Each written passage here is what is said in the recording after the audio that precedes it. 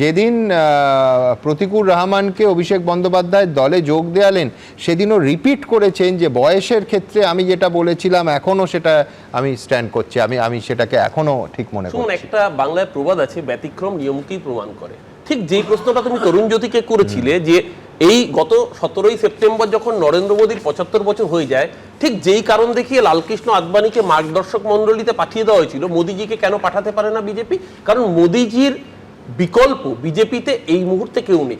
মোদীজি আজকে বিজেপি আর একটা কোনো দল নয়, বিজেপি একটা মুখ, শুধু সেই মুখটার নাম নরেন্দ্র মোদী। এটা তো মানতে হবে যে অভিষেক ব্যানার্জি সাংগঠনিকভাবে দলকে যেভাবে বেঁধেছেন, আমরা বিজেপি মানে একটা মুখ নরেন্দ্র মোদী, তৃণমূল মানে একটা মুখ মমতা ব্যানার্জির আবেগ, মমতা ব্যানার্জির আবেগ ছাড়া তৃণমূল হয় না। একইভাবে মমতা ব্যানার্জির আবেগের সাথে এখন অভিষেকের সাংগঠনিক দক্ষতা। আমি শুধু বলতে চাই যে এতগুলো কথা তরুণ যদি বলেছে, তরুণ 2018-তে ত্রিপুরায় ক্ষমতায় আসার আগে যেন ঠিক কি বলেছিলেন এই Amit Shah, 7th pay commission আজকে কোথায় রয়েছে? কর্মসংস্থানের কথা বলেছিল, বছরে 50,000 চাকরি।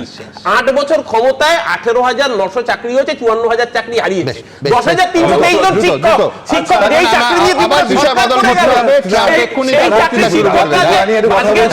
কাজ করছে।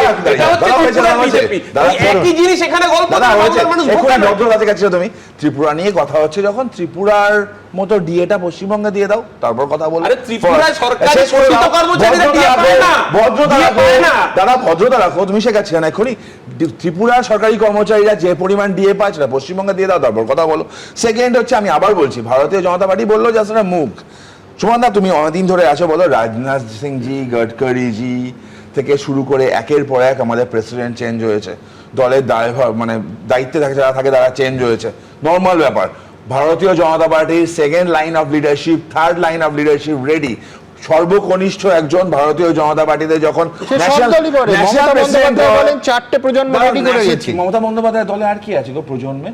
না না, উনি বলেন, আমি বলছি ঠিক, আমি জিজ্ঞেস করতে পারি, ভাই পিসি ভাইপো ভাইপো ছেলে, এই প্রজন্ম নরেন্দ্র মোদী সবাই এসআইআর সবচেয়ে বেশি এফেক্টিভ দেখতে পেলাম ত্রিপুরাতে।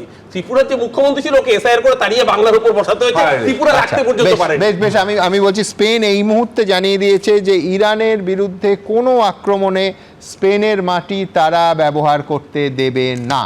আই রিপিট, স্পেন জানাচ্ছে যে ইরানের বিরুদ্ধে আমেরিকার এই আক্রমণে কোনোভাবে স্পেনের মাটি ব্যবহার করতে দেওয়া হবে না। আবার আপনাদের জানাচ্ছি, অত্যন্ত জরুরি বক্তৃতা এবং সাংবাদিক সম্মেলনে গোটা বিশ্বের মুখোমুখি হবেন ডোনাল্ড ট্রাম্প। কি বলবেন তিনি তা নিয়ে বহু জল্পনা। অনেকে বলছেন যে, যেরাম ব্রিগেডিয়ার দাস বলছিলেন যে আজকে রাতের মধ্যেই মারাত্মক কোনো আঘাত আসতে চলেছে, সরাসরি দেখাবো। কিন্তু তার আগে আমাদের রাজ্যের একটা খবরে আসি, সেটা হচ্ছে নিউ টাউনে এবার জৈন মন্দির হবে। আমি বলছি, দীঘায় জগন্নাথ মন্দির, নিউ টাউনে দুর্গাঙ্গন, মহাকাল মন্দির, শিলিগুড়িতে সব বুঝলাম, কিন্তু সরকারের কাজ, রাস্তা, পরিকাঠামো, চাকরি, হাসপাতাল, সেইখানে আমার আপনার করের টাকায় মন্দির কতটা গুরুত্বপূর্ণ।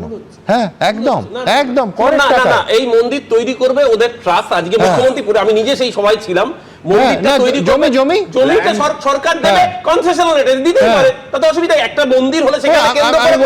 তুমি আর আমি দুজনেই খুশি হতাম না যে কনসেশন রেটে যদি হাসপাতালকে বা স্কুলকে জমি দেওয়া হতো। কে বলেছে দেওয়া হয়নি নিউ টাউনে? আপনি বলুন সুমন, এলএনটি ইনফোটেক, মাইন্ডট্রির মতো সংস্থা, আমি বলছি যে 2011-তে যখন বামেরা চলে গেল, টিসিএস এর টোটাল কর্মী সংখ্যা কত ছিল? 12,000, আজকে হয়েছে 55,000। এলএনটি আজকে জামশেদপুর থেকে টাটা মেটালিক ছুটে খড়গপুরে আছে। কে বলেছে দেওয়া হয়নি? কন্টিনিউয়াস একটা ন্যারেটিভ চালিয়ে গেলেই তো হলো না।